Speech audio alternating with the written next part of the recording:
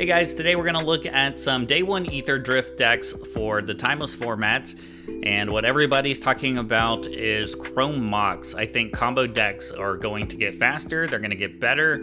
I kind of wish they would have gave us like Force of Negation or something, Force of Will even, to combat some of this stuff, but we haven't had a good special guest in quite some time for Timeless, I think. So pretty excited that we're going to get Chrome Mox. So one of the decks I want to try out right away is this mono red, I guess kind of prison deck. We are running 4 Chrome Mox, and the idea is to get an early Blood Moon. We do have Blood Sun, which obviously isn't as good as Blood Moon, but it can stop fetch lands from being cracked. So I'm interested to see if Blood Sun ends up working out. Realistically, I think we're going to be getting like turn 2 Blood Moons with this deck, but the Chrome Mox does let us get down an early Chalice of the Void, and technically you could still get a turn 1 Blood Moon if you have like 2 Chrome Mox and then 2 spells to pitch to it, plus the Blood Moon and a Mountain. So it is possible. Hopefully you don't do all that, then you see like a swamp come down. It seems like most likely you're going to want to like turn 1 Chalice on 1 and then play a Blood Moon after that. And this is a deck that I tried to port over from Legacy. In Legacy, it's obviously much faster. They have Ancient Tomb, City of Traders, Simeon's Spirit Guide. I feel like we're missing Magus of the Moon. That would be a nice card to add to the Timeless format. But this is kind of like the base deck that I tried to port over into Timeless. We do have Strike It Rich to help us ramp. This card will get kind of cut off by our own Chalice, but on turn 1, it's all about getting like the turn 2 or turn 1 Blood Moon or Blood Sun out. It seems like if Belcher and other combo decks just shoot up in popularity because of the Chrome Mox, then maybe a deck list like this will end up being decent. One worry with this deck too is we don't have like the really good creatures that you get with Mono Red and Legacy. So we do have a couple of Leah, Goblin Rabble Master, and Fury to kind of close out the game. And we can try to keep the opponent down with Stone Rains as well. I think this will probably be one of the decks I want to try first. I like prison style decks. I think without the Mox, this deck just doesn't function, but I'm pretty excited to try it. I think you can expect this Day 1 Aether Drift coming from me here. So next we have this Esper Frog list that isn't going to use Chrome Mox, but it's going to try out the new Ketramos, the new Dawn. I think this card is going to be pretty easy to trigger in a deck like this. So it's whenever one or more cards are put into exile from graveyards and or the battlefield during your turn, you draw a card and lose a life.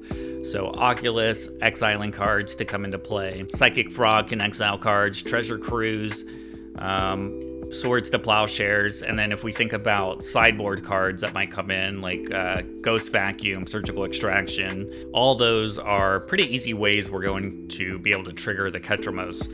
I'm not fully convinced this is gonna make it in the formats. I think it's interesting to try out. I'm excited to see how good it ends up being. Maybe we need to come down on this number. Maybe 3 is just too many, but it does seem like it's gonna be pretty easy to trigger and pretty easy to attack with it in a deck like this. So one of the decks that I think is going to benefit the most from Chrome Mox is Belcher decks.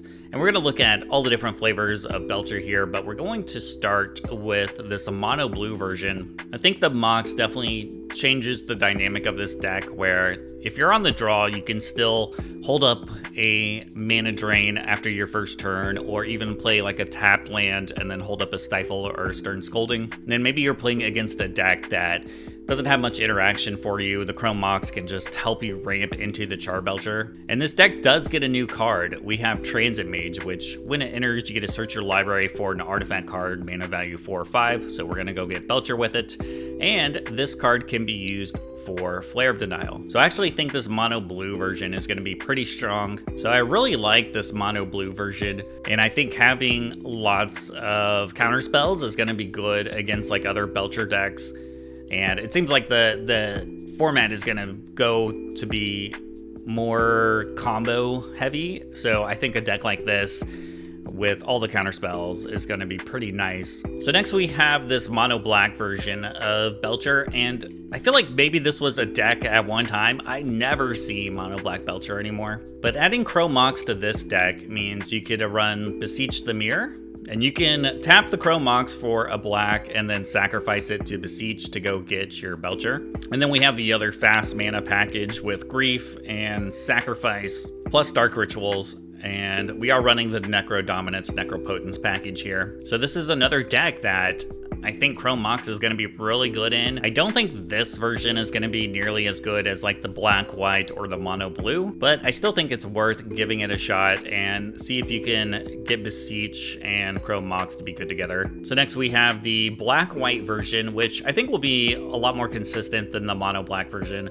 We get all the fast mana with Dark Ritual, Grief, but with this we actually have Solitude as well to sacrifice. And here we also get Sorin plus the Saint Olinda, so that's just another way to win instead of the Goblin Charbelcher. So I think this is just obviously another great option. I mean, this deck is just good as it is right now. I know a lot of people run this and do really well with it in Mythic, and I think this deck only gets better with the addition of Chrome Mox. So lastly, we have Show and Tell. And hear me out. I don't think Chrome Mox is going to be that great in Show and Tell, and maybe I end up eating those words. But this is why. We already have Dark Ritual. If you think about it, like let's look at this sample hand here.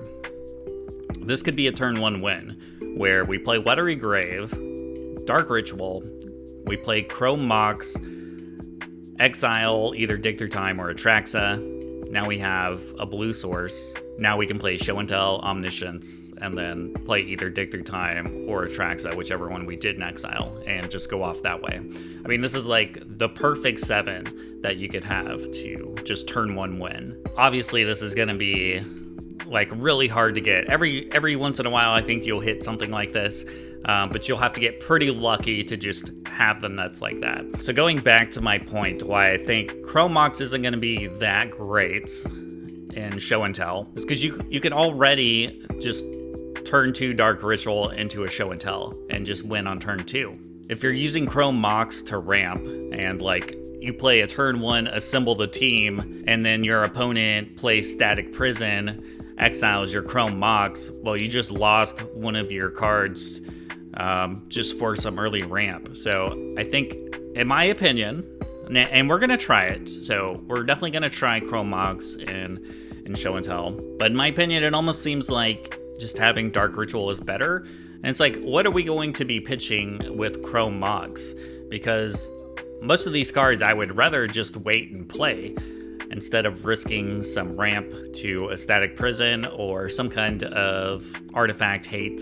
So maybe this assessment of Chrome Mox is wrong. We're still going to try it and see what it's like.